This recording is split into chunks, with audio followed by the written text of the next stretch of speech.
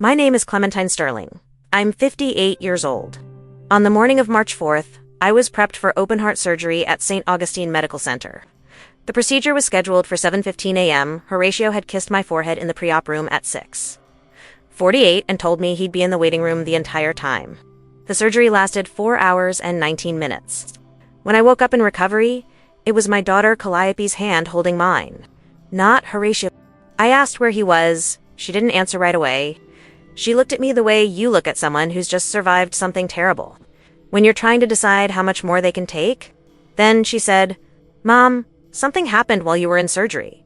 The hospital waiting room camera showed Horatio leaving at 7:32 a.m., 17 minutes after my chest was opened. He didn't tell the nurses. He didn't leave a number. He simply walked out the front doors, got into his car, and drove away. Calliope had taken the spare car the night before, and when she started the engine, the GPS synced automatically to the cloud. Every route, every address, every Friday night for 3 years. One address appeared 41 times, an apartment on Whitmore Lane, 12 minutes from our home. She drove there at 9 a.m. while I was still on the operating table. The woman who opened the door knew Horatio's coffee order. She knew which side of the bed he slept on.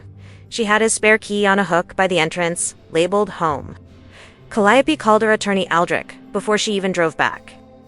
I didn't find out any of this until I was fully conscious.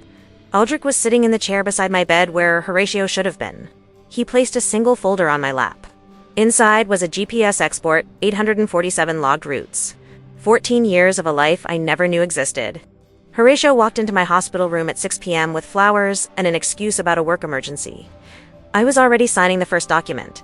He looked at the folder, then at Aldrich, then at me, and I said the only thing I had prepared. "Close the door, Horatio. We need to discuss what happens to a man who leaves his wife on the operating table." His face told me he had no idea how long. I'd already been awake. Before we go further, where are you watching this from right now? Drop your city or country in the comments. You would be surprised how many of us are going through the same thing. You just heard the moment my life split in two. Before we go further, I want to be honest with you. The stories on this channel are crafted with intention, by a real person who shapes pain into narrative and chooses every word carefully. Every story here is real in the way that matters. This one especially. People who knew me professionally used to say I had cold hands and a steady mind. They meant it as a compliment. In the operating room, cold hands don't shake. A steady mind doesn't hesitate at the moment the chest opens, and everything that keeps a person alive is suddenly visible, exposed, trusting you completely. I spent 31 years as a cardiac surgeon. I retired 4 years ago, not because I lost the steadiness, but because I had earned the right to stop carrying other people's hearts in my hands. I thought, by then, I understood what vulnerability looked like. I was wrong. I grew up in Darien, Connecticut, the only daughter of a civil engineer and a school librarian who believed that precision was a form of love. My mother organized her kitchen with the same architecture my father used for load-bearing walls. Nothing in our house was accidental. Everything had a place, a purpose, a reason for existing exactly where it did. I absorbed that without understanding I was absorbing it. It became the way I moved through the world quietly, methodically, with the kind of control that other people sometimes mistake for coldness. It isn't coldness. It's care. It's the decision to never let chaos make your choices for you. I met Horatio Sterling at a fundraising dinner in the fall of 1993. He was 30 years old, already managing a small investment portfolio with the kind of easy confidence that Greenwich rewarded without question. He was tall. He laughed at the right moments. He asked me questions and actually listened to the answers, which was rarer than it should have been in rooms like that one. I was 26, finishing my residency, wearing a dress I had borrowed from a colleague because I owned nothing appropriate. For an event that required anything other than surgical scrubs, he found that funny. I found his finding it funny interesting. That was the beginning of it. Interest, not infatuation. Interest turned out to be more durable. We married in June of 1996 in a small ceremony at a chapel in Old Greenwich. Calliope was born 3 years later. We built a life in the way people of our generation and circumstance built lives methodically, property by property, account by account, milestone by milestone. The house on Ashburn Drive was purchased in 2002. 4 bedrooms, a formal dining room, a garden that backed up to a stone wall that had been standing since the 1800s. Horatio called it an investment. I called it a home. That difference, I now understand, was the first and most fundamental fracture between us, one neither of us named for years. He was a good husband in the ways that are easy to perform. He was present at dinner parties. He remembered anniversaries. He was generous with gifts, tasteful ones, the kind that demonstrated attention without requiring intimacy. He came to Calliope's graduation. He held my hand in public. He said the right things at the right times. I know now that some people are extraordinarily gifted at the architecture of appearances. They build them so well, so structurally sound from the outside, that you don't look for the load-bearing lie until the floor drops beneath you. My health had been monitored carefully for 7 years before the surgery. A congenital defect, a bicuspid aortic valve. The kind of structural anomaly that a cardiac surgeon notices in other patients for decades before confronting it in the mirror. I had managed it with medication, with monitoring, with the particular denial available only to physicians who understand exactly what they are denying. By the autumn of last year, the numbers had moved past the point of management. Dr. Fenwick, at St. Augustine, a colleague I trusted and had once trained beside, told me in October that we were looking at a replacement within 6 months. We scheduled it for March 4th. The date was chosen for its position in Calliope's work calendar. I asked her months in advance to keep it clear. She cleared it without asking why. The morning of March 4th, I woke at 4:45 a.m. The house was still dark. Horatio was asleep beside me, one arm outside the covers, his breathing slow and even. I lay there for 11 minutes looking at the ceiling, running through the procedure in my mind, the way I had run through thousands of others, not with fear, but with the methodical attention of someone who respects what is about to happen. Open heart surgery, even when you have performed it yourself, even when you know every step, every risk category, every variable, it is still the moment your body is opened and held open by strangers while you are completely absent from yourself. That demands respect. I gave it that. I did not wake Horatio. I showered, dressed, and made coffee. I left a cup on his nightstand. He found me downstairs at 5:30, already in my coat. He smiled. He said I looked like I was going to a board meeting. I said I was. In a way, he laughed. That was the last normal sound I would ever hear from him. At St. Augustine, the pre-op room smelled of antiseptic and recycled air, and something faintly floral from a diffuser someone had placed near the nurses. Station a small, human attempt to soften a room built entirely for emergency. The anesthesiologist reviewed my chart. A nurse I hadn't met named Tara placed the 4 with the quiet efficiency I had always admired in her profession. Horatio sat beside me in the chair with the padded armrests, his jacket folded over his lap, his phone face down on the seat beside him. At 6:48 a.m., he stood, leaned over, and pressed his lips to my forehead. He said, "I'll be right there when you wake up." I believed him. I had no reason not to. I had believed him for 31 years. The last thing I saw before the anesthesia reached me was the ceiling of the operating room, the familiar surgical lights, broad and shadowless, the kind I had stood beneath hundreds of times on the other side. There was something almost peaceful about it. I had spent my career keeping people alive beneath those lights. Now, it was my turn to trust them. I closed my eyes. My heart, the very thing I had devoted my life to preserving in others, was about to be stopped, repaired, and restarted. And somewhere in the waiting room, 17 floors below, the man I had shared a bed with for 3 decades was already reaching for his car keys. Calliope had parked the spare car in the hospital lot the night before. It was my Audi, the one I kept for winter tires and long drives to conferences. Black, discreet, with the navigation system Horatio insisted on upgrading 2 years ago. She remembered that detail because I had laughed when he paid for it, saying we already knew every road between Greenwich and Boston. Now that laughter felt like evidence in a case she hadn't yet named. The key fob was cold in her hand as she approached it at 6:58 a.m., 12 minutes after the OR doors had closed behind me. The parking lot smelled of wet asphalt and distant diesel from the hospital's loading dock. Her boots clicked against the pavement, each step measuring the distance between what she thought our family was and what she was about to discover. She slid into the driver's seat.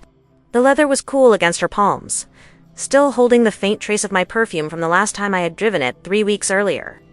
To a routine checkup with Dr. Fenwick, the dashboard lit up as the engine turned over. A soft chime sounded, then the GPS screen flickered to life, pulling data from the cloud with mechanical indifference.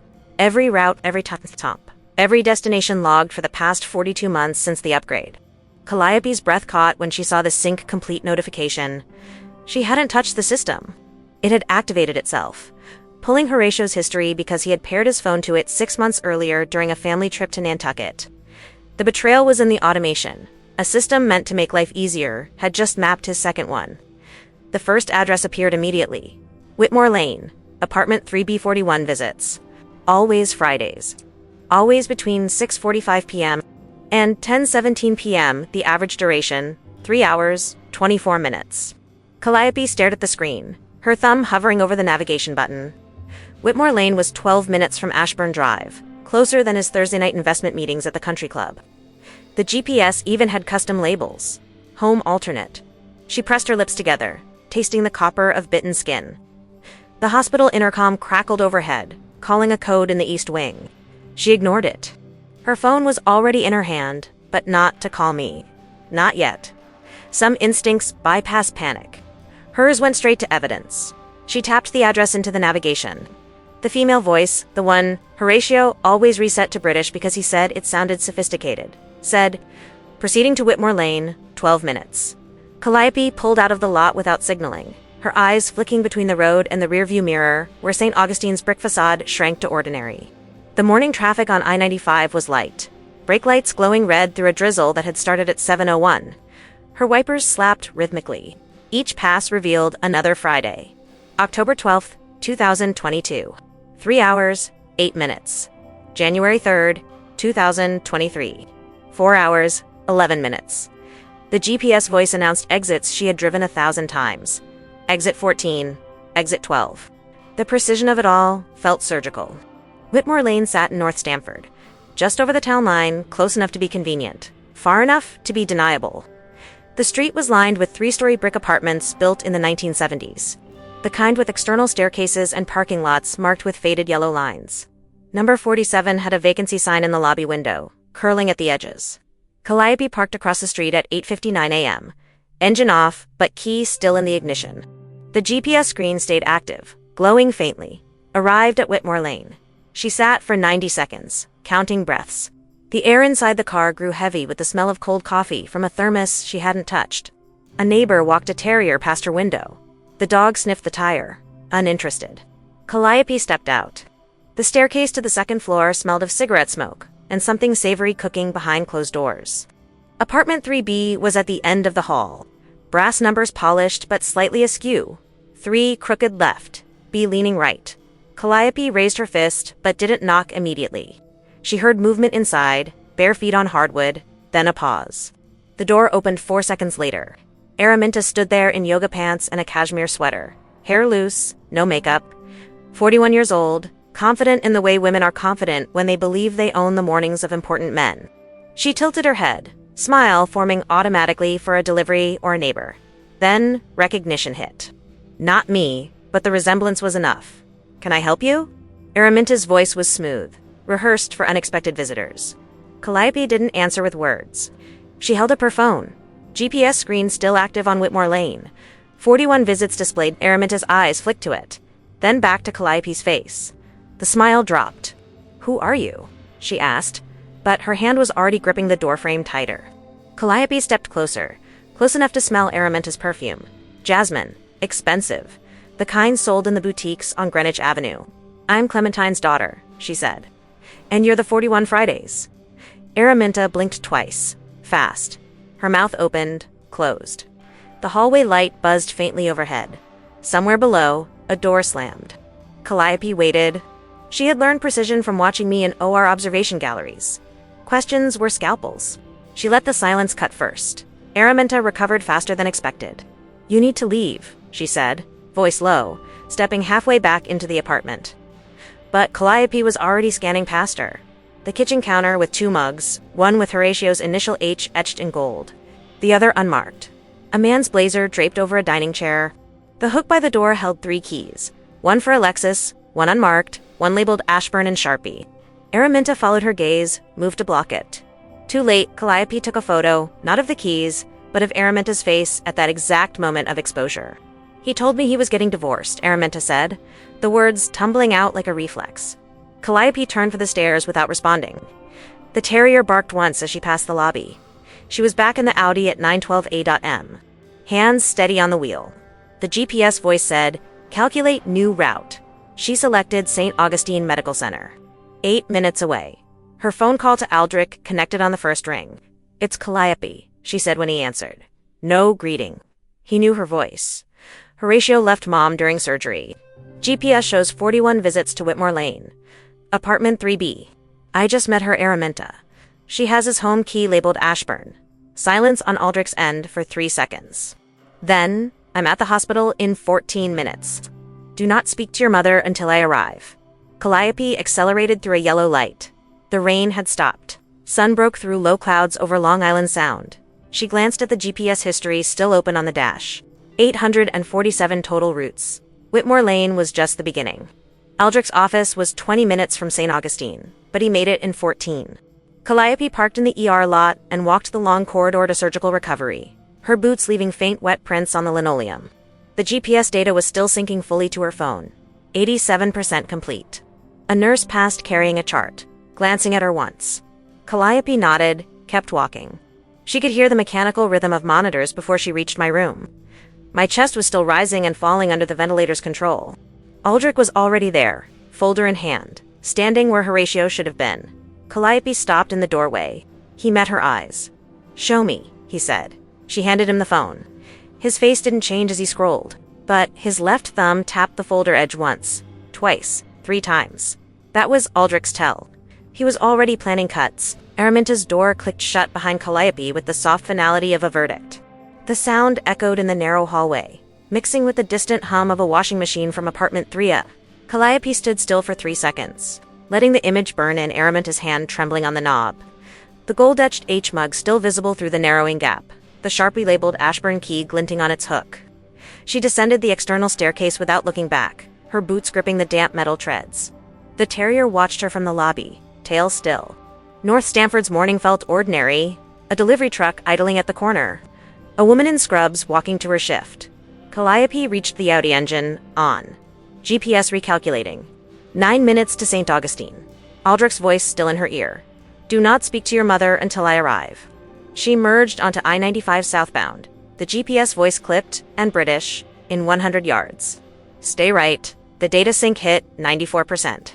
More routes loaded. Not just Whitmore Lane, but gas stations near LaGuardia Airport, boutique hotels in White Plains. A jeweler on Greenwich Avenue with 14 visits over 2 years. Each pin dropped heavier than the last. Calliope's right hand flexed on the wheel, knuckles white against the black leather. The rain had cleared, leaving Long Island Sound glittering under weak March sun. She passed exit 5 without braking. Her phone buzzed. Aldrich folder prepared. Eta Hospital. 9 minutes. Forward the GPS export link. She did. No reply. Aldrich never wasted words. Back at St. Augustine, Calliope parked crookedly in the surgical lot, gravel crunching under tires. The hospital's brick facade loomed, windows reflecting fractured sky. She walked the ER corridor, fluorescent lights buzzing overhead, the air thick with iodine and cafeteria coffee. My room was third on the left past recovery bay. She paused at the doorframe, seeing Aldrich first, gray suit, starched collar, standing precisely where Horatio's chair should have been. He held her phone, scrolling silently. I lay behind the half-drawn curtain, chest tube visible under gown, monitors beeping at 62 beats per minute. Calliope exhaled. Aldrich glanced up. One nod, she entered. Araminta's apartment replayed in Aldrich's questions. "Describe the key," he said, voice low. Calliope leaned against the wall, arms crossed. "Silver, Tunchfob, Sharpie, Ashburn, hung with Lexus and mailbox keys." Aldrich tapped his pen once against the folder. "Manila, unmarked, 12 pages thick. Mug, gold, H, his initial. Next to her coffee, plain white." Aldrich's eyes didn't leave the GPS screen. 87% of routes now showed patterns. Friday clusters, Monday morning's post, client dinners, summer weekends labeled Nantucket Scout that never reached the ferry. He closed the app. Forwarded to forensic accountant, shell companies likely. Calliope nodded. Aldrich had handled our estate planning for 20 years. He knew where bodies were buried before shovels hit dirt. The door opened. At 9:27 a.m., Araminta. Not at Whitmore Lane, but here, heels clicking linoleum, cashmere sweater swapped for a trench coat, hair pulled tight. She carried a leather tote, eyes scanning past Calliope to me. "I need to see her," she said. "No question." Aldrich stepped forward, blocking Site 9 visiting hours restricted. Family only. Araminta's jaw tightened. Horatio sent me, he said. Aldrich, cut her. Mr. Sterling's status is irrelevant. She clutched the tote strap, knuckles matching Calliope's earlier grip. There's been a misunderstanding. Calliope spoke from the wall. 41 Fridays isn't a misunderstanding. Araminta turned, recognition sharpening. The room's air conditioner hummed louder in the silence. Araminta set her tote on the visitor chair, unzipped it slowly. He told me everything, she said, pulling a folder, thinner, blue. Dates, accounts, divorce papers. Aldrich took it without touching her fingers. He flipped 3 pages. Wire transfers, $5,000 monthly to A. Wells Consulting, Araminta Wells, age 41. Whitmore Lane lease under her name. Aldrich closed it. This changes nothing. Araminta stepped closer to my bed. Calliope moved to intercept. He's been mine for 7 years, Araminta said, voice pitched for confession. You were the technicality. The monitors beeped steady. My eyelids fluttered, first sign of waking. Aldrich placed his folder on my tray table. Leave. Now. Araminta lingered 3 seconds, then turned for the door. Calliope watched her go, heels fading down the corridor. Aldrich opened his manila folder beside the blue one. Inside, power of attorney, updated last year at my insistence. Asset freeze petitions. Temporary restraining order draft till confirmed timeline, he said. 14 years total. Whitmore, 3 years. Before that, hotels. His office couch. Calliope glanced at me. Heart rate up to 71. Mom's waking. Aldrich nodded. Good. She need clarity. He extracted 1 sheet. GPS summary. Highlighted. 847 routes. $3.2 million transferred offshore via shell entities. Calliope memorized the account numbers. Aldrich slid the folder under my hand as my eyes opened. I focused first on Calliope's face, then Aldrich's no words. He tapped the folder once. I lifted the cover. First page, Whitmore Lane, 41 times. Second, Araminta Wells, LLC filings. Third, bank statements, 14 years. My index finger traced the totals, 2,800,000. I closed it, looked at Aldrich full audit. I whispered, voice raw from intubation. He nodded. In motion, Calliope squeezed my hand. My gaze held Aldrich's no contact.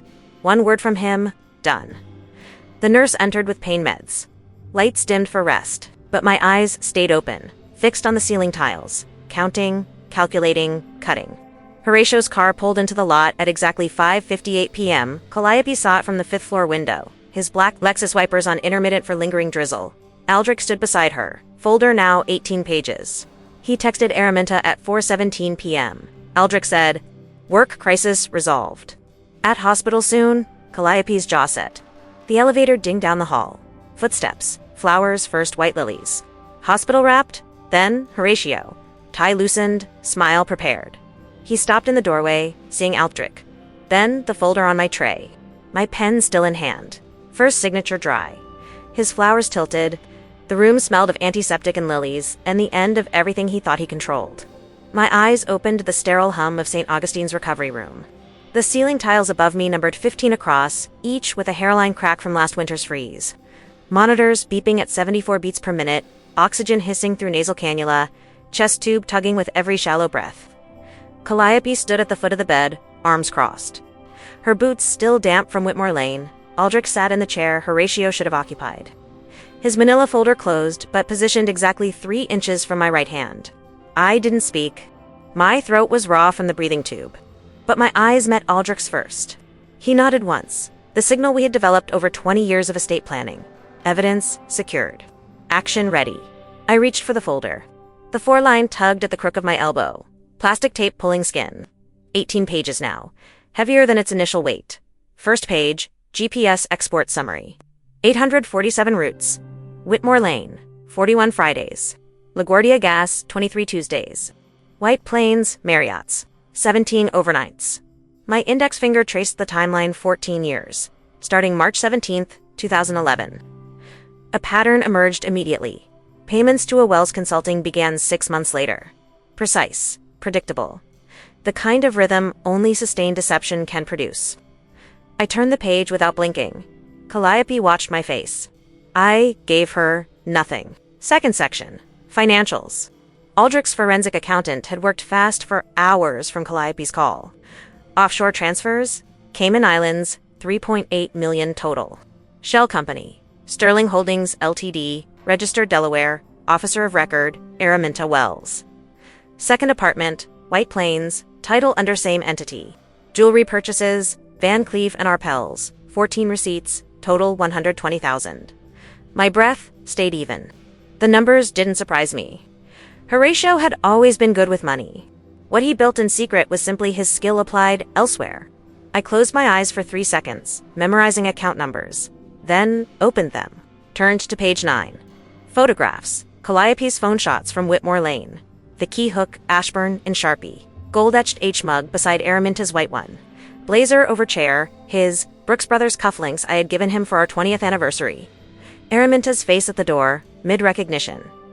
I studied it longest. 41 years old. Confident posture. Jasmine perfume, visible in the relaxed shoulder line. She believed her life with him was primary. The technicality was me. Page 12. Araminta's folder from the hospital. Divorce drafts he had given her. Wire records matching GPS dates. Aldrich had marked one line. Power of attorney mine. Updated last year. Superseding his. I initialed the margin. The folder held more. Power of attorney activation forms. Asset freeze petitions for Connecticut Superior Court. Temporary restraining order on shared accounts. Calliope's notarized affidavit, Whitmore Lane visit, 9 a.m., March 4th. Aldrich's cover letter to Horatio's office. Routine investment review, March 10th, 10 a.m. A trap he wouldn't see. I read each document twice. Pen in my left hand. Weaker post-surgery, but steady. The nurse entered at 10:12 a.m., checking vitals. Pain level, she asked. 0, I said. Truth. The pain was in the precision of his second architecture. My response would match it. I signed the first document at 10:23 a.m., power of attorney activation. Full control of joint assets transferred to me. Aldrich witnessed. Calliope notarized her commission active from estate work last year. Second signature. Asset freeze petition. Third. Restraining order request. Each pen stroke dry before the next. The folder grew lighter as signed pages moved to Aldrich's briefcase. My chest tube ached with each reach, but I didn't adjust position. Position was power now. Calliope poured water from the pink hospital pitcher into a foam cup. I drank half, set it down. Looked at Aldrich. He waited. Extent? I whispered. Aldrich opened his tablet encrypted. Hospital Wi-Fi disabled. 3,800,000 liquid. 2 properties titled offshore. Retirement accounts intact. Your name only. Calliope's trust untouched. I nodded once. Horatio's access. Suspended pending audit. Good. The monitors beeped steady. Calliope squeezed my hand once. I covered hers with mine. Not affection. Acknowledgement. She had cut first. Now, we closed. Aldrich extracted the final unsigned page, summons for March 10th meeting. His office, I said. Aldrich marked it. Delivered tomorrow. I signed. Final stroke. Folder empty. Aldrich stood, briefcase in left hand. Rest, he said. One word. He left at 10:37 a.m. Calliope stayed, pulling the visitor chair close. The room smelled of iodine and the faint jasmine that had clung to Araminta's trench coat. Mom, Calliope started. I raised one finger. Silence. She waited. I counted ceiling cracks again. 16 now. One new from HVAC shift. Then I spoke, voice gaining strength. One phrase to Aldrich. That's all. Calliope leaned in. The hallway clock ticked. My next words were the incision. Full severance, I said to Aldrich's empty chair. Calliope repeated it softly, recording on her phone for his files. Full severance. No alimony discussion. No asset division negotiation. No marital home sale. Every shared dollar frozen. Every joint title severed. Every future claim extinguished. Horatio would keep only what was solely titled to him. His personal accounts. His Lexus. His clothes. Everything built together. Mine? Calliope nodded. He's parking now. I closed my eyes. Footsteps in the hall. Lily's first. Then his voice, Clementine. I was ready. Horatio entered at 5:58 p.m. Lily's wrapped in cellophane crinkling against the doorframe. His tie hung loose, cufflinks glinting under fluorescence, the ones I had given him. Smile prepared for post-op relief. It froze when he saw the empty folder on my tray, pen capped beside it. Aldrich gone. Calliope at the window. Me, propped at 30 degrees, chest bandaged, but eyes clear. Work emergency, he started. I pointed to the door. Close it. He did. Lilies still in hand. The room sealed. His excuse died unspoken. The lilies hit the trash as he turned back. Close the door, Horatio, I repeated, voice steady now. We need to discuss what happens to a man who leaves his wife on the operating table. His face strained. Not confusion, recognition. He had seen the folder. Knew Aldrich understood the signatures underneath. Calliope stepped forward, phone recording. GPS, she said, holding up the export. 847 routes glowed on screen. His mouth opened. No sound. The monitors beeped faster. 82 now. My heart, not his. I watched him calculate odds. None left. The door clicked shut behind Horatio at 5:59 p.m. The lilies lay tilted in the trash can, cellophane crinkling faintly as they settled. He stood 3 feet from the foot of my bed, hands loose at his sides, cufflinks catching the dimmed recovery room light. The air smelled of antiseptic. His aftershave sandalwood. The bottle I had bought him in 1999, and the faint chemical temps from my chest tube. Calliope stood by the window, phone still recording, screen glow reflecting in the glass. I adjusted the bed to 40 degrees, ignoring the stab in my sternum. Sit, I said. He did, in Aldrich's vacated chair. The vinyl sighed under his weight. No words yet. Silence was my first cut. For 6 weeks, I spoke to Horatio in exactly 123 sentences, each measured, each serving a purpose. Pass the salt. The furnace filter needs changing. Calliope's birthday is Saturday. Never. About Whitmore Lane. Never about Araminta. Never about the folder, now locked in Aldrich's safe. He slept in the guest room down the hall, door closed, no discussion. I cooked dinner each evening at 6 sharp, plate set for 3 when Calliope came. The dining room chandelier cast prisms on the mahogany table, same as always. He complimented the salmon. I nodded. The normalcy was the blade sharpest, when expected to be blunt. Aldrich moved faster than Connecticut law allowed. By March 7th, asset freeze approved. Joint checking, 0 access. Joint brokerage, liquidated to my name only. The Ashburn Drive title quitclaimed to me, backdated to 2002 purchase. Horatio noticed on March 9th when his Amex declined at the Greenwich Hotel. He came home at 7:12 p.m., coat damp from drizzle. Clementine, he said over pork tenderloin. I sliced mine precisely, knife gliding through meat. Check your email, was all I said. He did, on his phone at the table. Power of attorney activation notice. Face still. Fork paused midair. Calliope poured wine, red, from the rack he had curated. Silence chewed louder than words. The forensic audit unfolded in layers. First layer, $3,800,000 in transfers. Cayman account under Sterling Holdings Ltd, Araminta signatory. Aldrich subpoenaed bank records March 8th. Second layer, White Plains apartment, $1.2 million. Titled Same Entity. Third layer, jewelry, cars, weekend getaways, Van Cleef receipts matched, GPS pins, exactly. Horatio's personal accounts, $400,000, untouched. His Lexus titled solely to him. His clothes in the guest room closet, everything marital, frozen. I reviewed each report at Aldrich's office, driving myself by March 12th despite doctor's orders. The Mercedes purred smooth on Greenwich Avenue, post-op fatigue, masked by black sunglasses. Aldrich's conference table held no flowers, only spreadsheets. Horatio tested boundaries once. March 15th, 9 days post-op. Araminta called the house landline at 8:47 p.m. I answered, "He's not available." I said, "Click." He appeared from the study, face tight. That was business, I finished. He sat across from me in the living room, fire crackling in the marble hearth. We need to talk. I folded my laundry, his monogrammed towels from our 20th anniversary trip to Positano. Later, I said. He stood, paced to the window, overlooking the garden stone wall. Moonlight hit the roses I had pruned last June. His reflection trembled in the glass. I ironed a crease. He returned to the guest room without another word. Calliope's trust, $2 million, established at her birth, remained sealed. Aldrich added layers. Irrevocable now. My access revoked. Horatio discovered this on March 18th when trying to pull funds for legal fees. His attorney, not Aldrich, called our home at 3:14 p.m. I handed Horatio the phone. He took it in the kitchen, voice low, near the sub-zero fridge. What do you mean frozen? Pause? Irrevocable. I chopped carrots for soup, knife steady on the walnut board. He hung up, looked at me. Clementine, this is madness. Soup simmered. Stir, I said. He did, wooden spoon shaking. The normalcy held. Fracture lines invisible to outsiders. Aldrich uncovered the deepest cut April 1st, 4 weeks post-op. Horatio's client dinners weren't clients. Offshore transfers funded Araminta's consulting firm, but payments flowed back through a Delaware LLC to Horatio's solo 401k. Skimming, not just betrayal, theft from our joint future. Total, $900,000 over 7 years.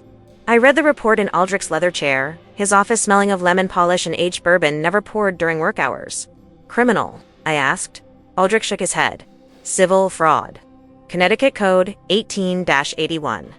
I signed the amended complaint. Pen dry, before ink set. March 10th meeting, I reminded Aldrich, nodded. Envelope ready. During those 6 weeks, neighbors waved from Range Rovers. Book club called about April's selection. Dr. Fenwick cleared me for light duty at 10 weeks. Horatio attended Rotary Lunch Fridays, returned with stories of deals closed. I listened over tea in the sunroom, chamomile steaming in bone china. His charm filled silences, but his eyes tracked my hands, steady as ever, in surgery. Calliope came daily, laptop open on the kitchen island, tracking account freezes. The house ran, meals cooked, bills paid from my accounts. Horatio's Amex statements piled unopened on his desk. The architecture held mine now. April 2nd, 5:50 p.m., Horatio dressed for his investment review at Aldrich's office. Gray suit, tie from Hermes cufflinks mine. He checked his reflection in the foyer mirror, 18th century gilt, wedding gift from my parents. Back by 8, he said. I handed him car keys from the hook. Drive safe. No irony. He kissed my cheek. Habit, not affection. Door closed. Lexus purred away down Ashburn Drive. Calliope appeared from upstairs. Envelope, she asked. I nodded to Aldrich's courier, waiting discreetly in the study. 6 weeks of silence ended that night. The table was set. April 3rd dawned gray over Greenwich. The stone wall in our garden slick with overnight mist. I stood at the kitchen island at 6:15 a.m. Reviewing Aldrich's final audit binder, 92 pages now. TAB's color-coded red for offshore, blue for real estate, yellow for fraud documentation. Coffee steamed in my bone china cup. Black. No sugar. The house was silent except for the sub-zero humming softly. Horatio had not returned from Aldrich's office the night before. His Hermes tie lay folded on the foyer console, keys beside it. I touched neither. Calliope descended the stairs at 6:22, hair in a low knot, carrying her laptop. Any word? She asked. I slid the binder toward her. Read yellow tab. She flipped to it. Skimming backflows Araminta's LLC paying Horatio's 401k, 900,000 total. Calliope's jaw tightened. Millicent, she said suddenly. I nodded once. Millicent Harper, my closest friend for 27 years. Book club, annual Nantucket weekends. The one who had helped me prune roses last June. Her silence during my 6 weeks of recovery had been precise. Too precise. No hospital visits. No care packages. Texts unanswered. I had noticed but catalogued it with the rest. Calliope forwarded the yellow tab to Aldrich with one line. Cross-reference, Millicent Harper Communications. His reply came at 6:31. Done. Meet her. 47, Ashburn. 10 a.m., Millicent arrived at 9:58 a.m., her white Volvo pulling into our drive with gravel crunch under tires. She carried a leather satchel, the one from our Positano trip, and wore cashmere. Same as Araminta's sweater at the hospital. No makeup, eyes red-rimmed. I met her at the door, Calliope behind me in the foyer. Come in, I said. She did, hanging her coat on the 18th century gilt rack. The air smelled of my coffee and her Chanel No. 5, the bottle we had bought together in 1999. We sat in the living room, fire unlit, marble hearth cold. Millicent's hands twisted in her lap. Silence lasted 4 minutes. I waited. I knew, she said finally, voice cracking on the K. Calliope leaned forward. Millicent continued, eyes on the Persian rug. 3 years. July 2022. Horatio came to my gallery opening alone. Araminta was there, introduced as consultant. He pulled me aside after said if I told you, he'd expose my tax issue with the IRS.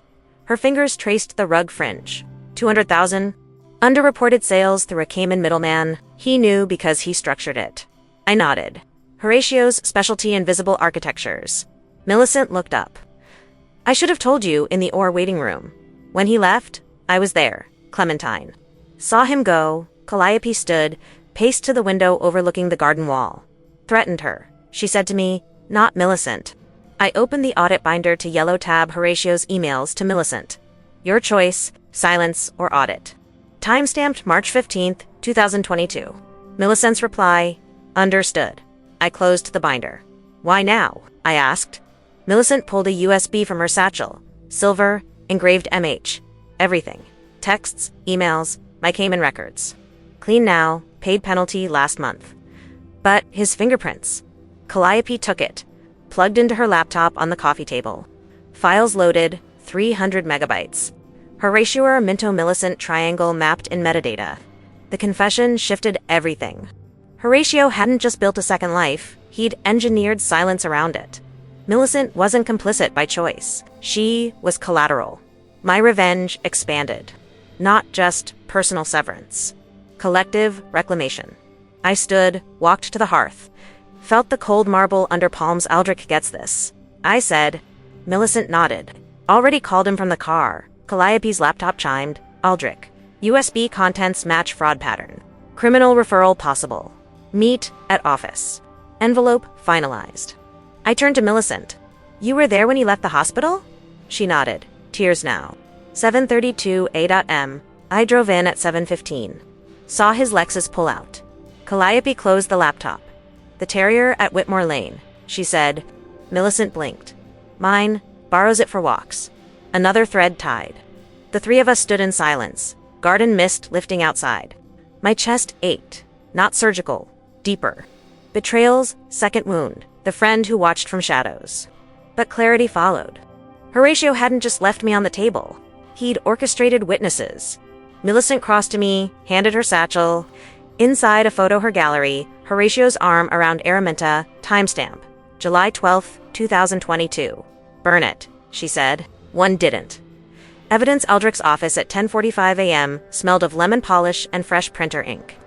The conference table held the envelope. Cream stock, sealed. My handwriting on front. Horatio. Inside, GPS export, full audit, Millicent's USB printouts, power of attorney termination, asset division final, zero alimony, Ashburn mine, joint accounts liquidated to me. Calliope's trust sealed. His Lexus close, personal 400,000 untouched. Millicent sat beside me, satchel empty now. Aldrich entered, gray suit crisp. He arrives in 5. I sealed the envelope with wax. Old habit from sealing OR charts. Red, drip hardened. Decision made. We waited in Aldrich's library annex bookshelves, mahogany, law tomes, leather-bound. Horatio's Lexus pulled up at 11:03. Confidence stride up the walk. Aldrich met him at reception. Investment review, Aldrich said. Horatio followed, gray suit matching Aldrich's, into the conference room. Door closed. 11:05 a.m. Calliope checked her phone. Live feed from table cam. Horatio sat. Smile easy. Routine check. Aldrich slid the envelope across polished walnut. Sign? Horatio opened it. Pages fanned. Face drained. No sound. Aldrich waited. The envelope held my final architecture. Aldrich's conference room smelled of lemon polish and the faint leather of law books from the adjacent library. The walnut table gleamed under recessed halogens, 11:05 a.m. light slanting through blinds. Horatio entered first. Gray suit crisp, Hermes tie knotted precisely, cufflinks mine catching the gleam. He carried his leather portfolio, expecting routine numbers, portfolio yields, 401k balances, market updates. Aldrich followed, closing the door with a solid click. No assistant. No coffee service. Horatio chose the chair opposite the head position.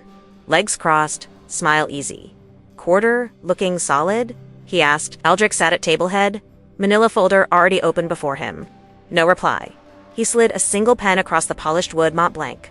My gift from our 25th anniversary. Horatio opened his portfolio, laptop syncing to Aldrich's Wi-Fi display. The screen lit with familiar charts, S&P trends, dividend recap. He leaned back, confident in numbers he controlled. Aldrich tapped the folder once. Sign, he said. Horatio paused, smile fading at the edges. He reached for the manila folder, unmarked, 1 inch thick, heavier than expected. Opened it. First page, GPS export, 847 routes. Whitmore Lane, circled in red, 41 Fridays. His thumb froze on the page corner. Second page, Araminta Wells LLC filings. Wire transfers, 3,800,000. Cayman account statements, his signature, page 14. Horatio's face held boardroom mask intact, but his left hand gripped the table edge. Knuckles pawing, Aldrich waited. 3 seconds. 5. Horatio turned pages faster now. White Plains apartment title, Sterling Holdings Ltd. Araminta signatory. Van Cleef receipts matched to LaGuardia gas stops. Millicent's emails, silence, or audit. His Cayman middleman exposed, 900,000 skimmed back to his 401k. Power of attorney termination, my activation, backdated. Asset freeze order, Connecticut Superior Court, stamp fresh. Calliope's affidavit, Whitmore Lane, 9 a.m., March 4th. Horatio closed the folder. Looked at Aldrich. This is a mistake, he said. Voice steady. Aldrich tapped the pen once. Sign. Horatio stood halfway, then sat. The table creaked under his returning weight. The documents fanned across the walnut. 12 forms total. Power of attorney revocation, quitclaim deed, Ashburn Drive to me alone. Joint account liquidation authorization. Brokerage transfer, $8 million to my name. No alimony clause, no marital home sale. Calliope's trust, sealed, irrevocable, his Lexus, personal $400,000, clothes in guest room closet, untouched. Horatio scanned the asset division summary. 0 equity split. Clementine wants this, he asked. Aldrich's face unchanged. Signed this morning. Horatio's laugh was short, dry. She's post-op medicated. Aldrich slid the envelope forward. Cream stock, red wax seal. Broken now. My handwriting. Horatio. Read, Aldrich said. Horatio lifted the envelope flap. Inside, GPS summary printout, highlighted. Full audit executive summary. Fraud totals, circled. Millicent's USB printouts. Threat emails, timestamped. Final page, handwritten note, my precise script, black ink fountain pen. He read it silently. 1 minute passed. Aldrich watched the mantel clock, Waterford crystal, ticking seconds. Horatio folded the note, placed it back. Araminta. Aldrich cut him. Irrelevant. Horatio's portfolio laptop still glowed with market charts. Forgotten. I built those accounts, he said.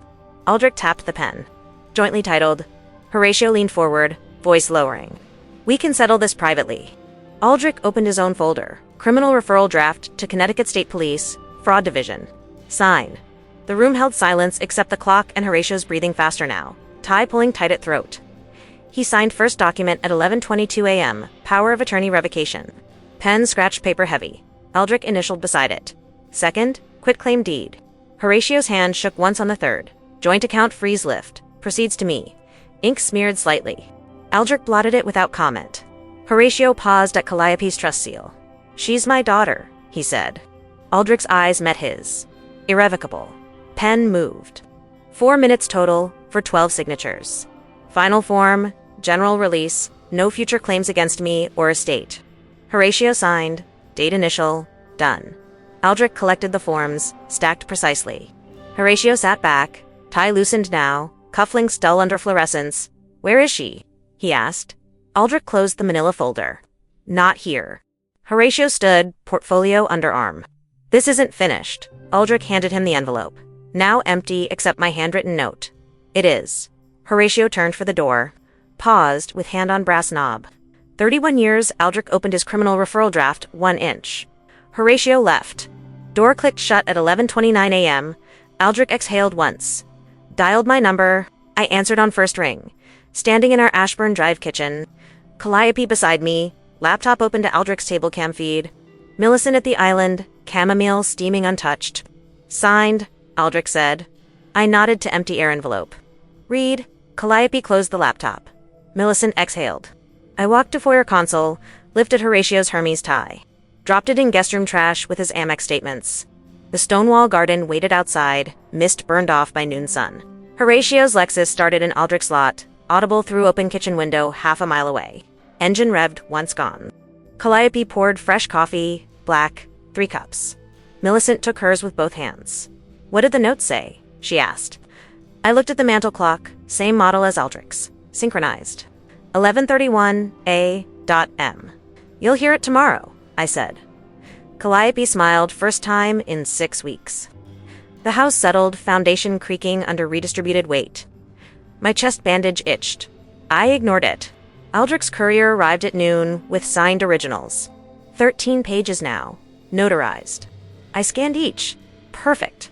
Envelope returned inside courier pouch. My note still there. Horatio's fingerprints on cream stock. Final architecture complete. Horatio didn't return to Ashburn Drive that night. His personal accounts cleared for direct deposit only. Lexus fueled at North Stamford Shell, Whitmore Lane adjacent. Araminta's apartment lights off by 9 p.m., Aldrich's criminal referral held in reserve. I slept in master bedroom alone, sheets cool on both sides. Calliope took guest room. Millicent drove home to Darien. Dawn broke April 4th. Roses against stone wall, blooming early. I dressed for physical therapy, black cashmere, no jewelry. The mirror showed steady eyes. Surgery scar hidden. Something larger now visible. The sun slanted low through the sunroom windows of 47 Ashburn Drive, casting long shadows across the rosewood tea table. 3 months had passed since the operating table. My scar had faded to silver under cashmere. Calliope sat to my left, legs crossed, chamomile steaming untouched before her. Millicent occupied the chaise by the garden doors, her white Volvo parked discreetly beyond the stone wall. The air carried cut roses, early blooms I had pruned myself, and the faint leather scent from Aldrich's courier pouch. Delivered yesterday. Cream envelope inside, my handwriting on front, Horatio, unopened since his reading. Today marked its revelation. Calliope traced the envelope's wax seal residue with one finger. 3 weeks, she said. He signed everything. No appeals, no calls. Araminta's LLC dissolved last Friday. Millicent nodded, eyes on the garden wall, same one Horatio's shadow had crossed for 31 years. Her Whitmore lease ended April 1st. No forwarding address. I sipped coffee, blackbone china, cool against palm. The mantel clock ticked 11:31 A.M., synchronized to Aldrich's. Same moment, Horatio finished signing. Calliope leaned forward. Mom? The note? What did it say? Millicent mirrored her posture. Silence held 3 seconds. I set my cup down. Precision now carried finality. I lifted the envelope, knife, silver, mother's pattern, slid it clean. Paper rasped softly. Inside, GPS summary, folded once. Audit totals, Millicent's threat emails, my handwritten page on top, black fountain pen ink unmoved. Horatio's thumbprint faint in one corner. I unfolded it. 2 women leaned closer. Sun caught the ink. Read it, Calliope said. Millicent's breath paused. I cleared my throat once. Voice steady, as in OR briefings. The words I had written April 2nd, 6 weeks post-op, after Millicent's confession, shifted betrayal to collective wound. 31 years ago, I cut into human hearts for a living, I began. Calliope's eyes narrowed, surgical precision echoed. You carried 2 lives in yours. One with me, one with her. Both arteries occluded. Millicent exhaled sharp cardiologist's terminology landing. On March 4th, my chest opened under surgical lights while you drove to Whitmore Lane. I survived. You will not. Calliope's hand found mine under table. I continued. Everything joint is severed. Ashburn Drive. Accounts future claims. Your Lexus waits in North Stamford. Araminta's key no longer opens anything here. The garden wall framed perfect roses against April sky. I turned the page. Millicent's silence cost her $200,000 to your Cayman scheme. She paid. You won't. Millicent's eyes glistened. Absolution in evidence. 847 GPS routes mapped your architecture. Aldrich's holds criminal referral fraud, Connecticut Code 18-81. Signed documents preclude appeal. Calliope nodded, yellow tab memorized. This is full severance. Not divorce. Not division. Severance. Sun shifted, shadow stretching toward stone wall. Final paragraph. One last architecture. Your freedom ends where my survival began. The operating table. I folded the note, placed it back in envelope. Sealed with same silver knife, 3 women sat in silence. Calliope spoke first. Surgical, Millicent, final. Clock struck noon. Rose, scent thickened. No tears, no raised voices. The house settled foundation creak, absent now. Weight redistributed. Horatio's Hermes tie still lay in guest room trash. Amex statements beside it, unopened. His Lexus passed North Stamford Shell weekly, Whitmore Lane direction avoided. Calliope stood, cleared cups. Millicent crossed 2 garden doors, hand on glass. "What now?" she asked. I walked to mantel clock, adjusted 1 minute forward. "Now we live," I said. Calliope returned with fresh coffee. 3 cups. Millicent took hers standing. Sun hit envelope on table, cream stock glowing. Aldrich's courier would retrieve it tomorrow for archives. My scar itched faintly under cashmere. I ignored it. Roses pressed against stone wall outside, thorns visible now. Precision bloomed in clarity. The 3 of us stood at garden doors.